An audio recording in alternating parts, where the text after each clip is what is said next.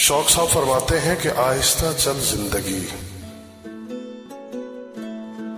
आहिस्ता चल जिंदगी, अभी कई कर्ज चुकाना बाकी है।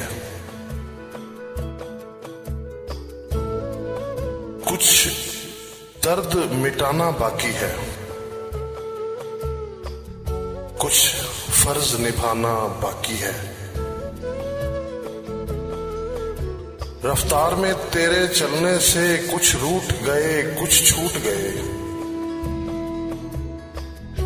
रूठों को मनाना बाकी है,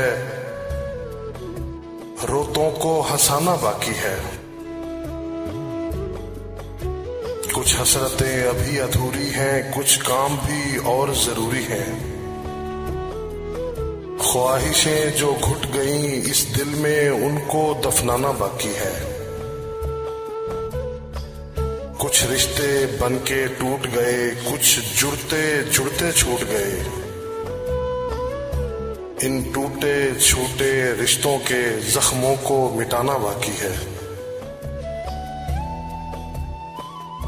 इन सांसों पर हक है जिनका, उनको समझाना बाकी है। आहिस्ता चल जिंदगी, अभी कर्ज चुकाना बाकी है, अभी कर्ज चुकाना बाकी है।